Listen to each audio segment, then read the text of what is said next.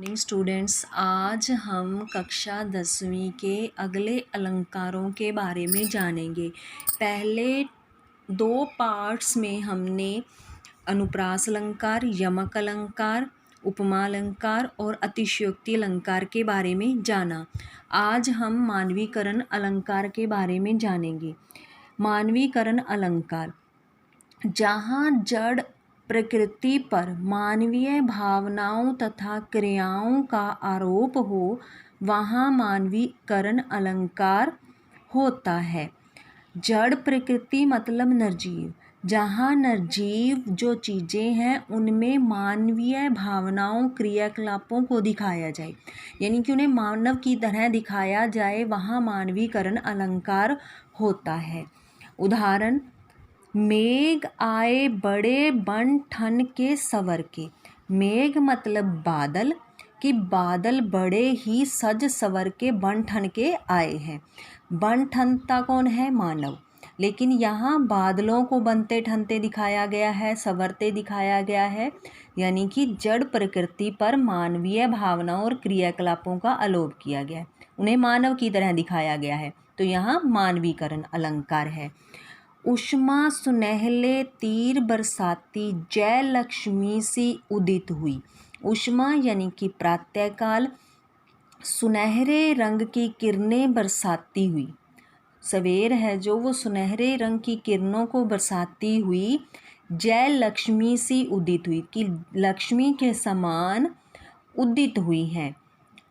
तो यहाँ लक्ष्मी जी है वो संजीव है और उषा है जो वो निर्जीव है, लेकिन उषा को लक्ष्मी के जैसा दिखाया गया है कि लक्ष्मी के समान ही वह सुनहरी रंग की किरणों को बिखेरती हुई उदय हुई है। कौन? उषा, सवेर जो लक्ष्मी के समान उदय हुई है। दीवावसान का समय, मेघ में आसमान से उतर रही संध्या सुंदरी परी सी धीरे धीरे। दिवासान का समय यानी कि दिन ढलने का समय है। मेघ में आसमान में बादलों से भरे आकाश से उतर रही संध्या सुंदरी, यानी कि जो शाम है, शाम को क्या कहा गया? सुंदरी। सुंदरी परी सी धीरे धीरे, कि परी के जैसी एक सुंदरी क्या है? धीरे धीरे बादलों से भरे आसमान से नीचे उतर रही है। शाम का समय है, बादलों से भरे आसमान से एक जो संध्या है वो क्या है?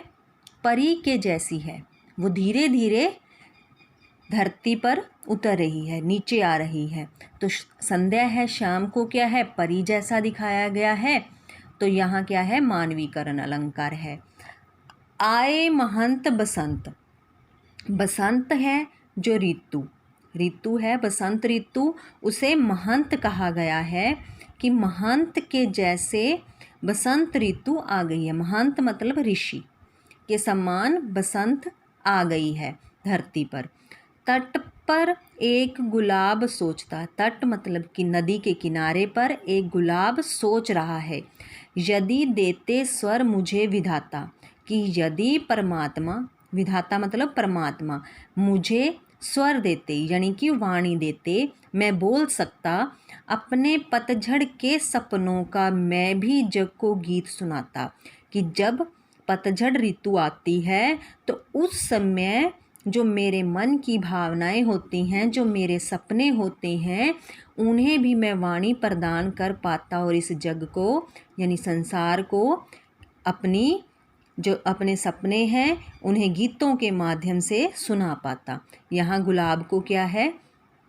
सोचते हुए दिखाया गया है, तो यहाँ मानवीकरण अलंकार है।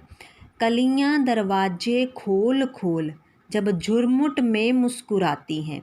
यहाँ कलियाँ, वो कह रहा है कि कलियाँ हैं जो उन्हें सुंदरियाँ दिखाया गया है, लड़कियों की तरह दिखाया गया है, जो एक झुरमुट में बैठी हैं, यानी कि इकट्ठी होकर बैठी हैं और दरवाज़ा खोलती हैं और मुस्कुराती हैं। कलियों को लड़कियों की तरह मुस्कुराते हुए दिखाया गया है। तो इस तरह जहाँ कोई जड़ प्रकृति की चीज़ होती है उसे मानवीय क्रियाकलाप करते हुए दिखाया जाता है, जैसे मानव की तरह सोचते हुए। फर्स्ट में जैसे बादल है, बादलों को क्या है, एक इंसान की तरह बनते ठनते दिखाया गया है। दूसरा है जो सवेर है उसे लक्ष्मी की तरह दिखाया गया है। संध्या को यहाँ परी की तरह दिखाया गया है। बसंत को एक ऋषि की तरह दिखाया गया है और गुलाब को इंसान की तरह सोचते समझते दिखाया गया है। कलियाँ हैं, उन्हें सुंदरियों की तरह मुस्कुराते हुए दिखाया गया है। तो यहाँ क्या है, मानवीकरण अलंकार है। अगला है रूपक अलंकार। जब रूप और गुण की अत्यधिक समानता के कारण उपमेय में उपमान का आरोप कर अभेद स्थापित किया जाए, यानी उपमेय और उपमान में अभेद यानी कि भेद को समाप्त कर दिया जाए, दोनों मिलकर एक हो जाएं, वहाँ रूपक अलंकार है। यानी कि उपमेय और उपमान, उपमेय जिसकी तुलना की जाए और उपमान जिससे तुलना की जाए, यानी कि जिसकी तुलना करनी है, जिससे तुलना करनी है, दोनों ही एक दिखाए जाए। इन्हें एक को दूसरे जैसा नहीं दिखाया जाए, बल्कि एक का रूप दूसरे जैसा ही बताया जाए, वहाँ रूपक अलंकार है। यानी कि एक को दूसरे का रूप दे दिया जाए। मैं तो चंद्र खिलौना ले हूँ। श्री कृष्ण जी माता को कह रहे हैं कि हे माँ, मैं तो चांद जैसा खिलौना नहीं बल्कि वो चांद खिलौना ही लूँगा। यानी कि चंद्रमा को पाने की इच्छा कह रहे हैं और चंद्रमा को एक खिलौना बता रहे हैं, ना कि चंद्र जैसा कोई खिलौना, चंद्रमा जैसा सुंदर खिलौना नहीं लेना चाहते, बल्कि वो चांद को ही खिलौना बता रहे हैं और कह रहे हैं कि मैं उस चांद व खिलौने को ही लेना चाहता हूँ। चरण कमल बदे हरिराई, कि जो हरि है श्री कृष्ण हैं, उनके चरण हैं जो कमल के समान नहीं बल्कि चरण हैं जो कमल ही हैं। दोनों को एक बता दिया गया है। चरण क्या है, उपमेय, किस उपमान क्या है जिससे तुलना की जा रही है, कमल से। दोनों को एक ही बताया गया है कि जो हरि के चरण हैं वो कमल हैं।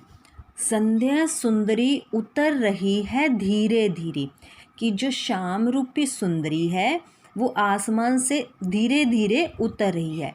शाम रूपी सुंदरी यानी कि शाम को सुंदरी कहा गया है।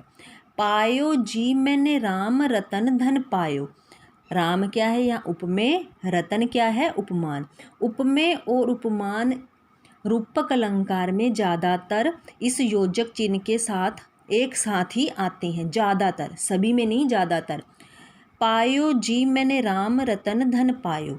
राम क्या है उपमेय, रतन क्या है उपमान। मीरा जी कह रही हैं कि मैंने राम नाम का जो रतन है वो पा लिया है। राम को रतन कहा गया है, अमूल्य हीरा कहा गया है, उसे मैंने पा लिया है। खिले हजारों चांद तुम्हारे नयनों के आकाश में, कि हजारों चांद तुम्हारे नैनों के आकाश में, नैन रूपी आकाश में नहीं बल्कि नैनों से बने आकाश में खिले हुए हैं। बीती विभारी जागरी अंबर पनघट में डुबो रही तारा घट उषा नागरी, कि बीत गई है विभावरी यानी रात बीत गई है और अंबर पनघट में डुबो रही तारा घट उषा नागरी, कि उषा यानी कि सवेर का समय हो गया है और जो उषा है वो क्या है, तारों भरे आकाश को पनघट में यानी कि एक जहाँ से स्त्रियाँ पानी भर कर ले आती हैं वहाँ डुबो रही है। बीती विभारी जागरी अंबर पनघट में डुबो रही तारा घट उषा नागरी, कि यहाँ क्या है, उषा को एक सुंदरी कहा गया है, कि जो सवेर है वो सुंदरी है, वो क्या कर रही है, पनघट में यानी कि जो आसमान है उसको पनघट कहा गया है और उसमें क्या है, तारों को डुबो रही है। तो आशा है कि आज का जो पाठ है आप सबको समझ आ गया होगा। इसमें हमने किया मानवीकरण अलंकार और रूपक अलंकार। तो इसे फेयर नोटबुक पर करना है और इसे लर्न भी करना है। धन्यवाद।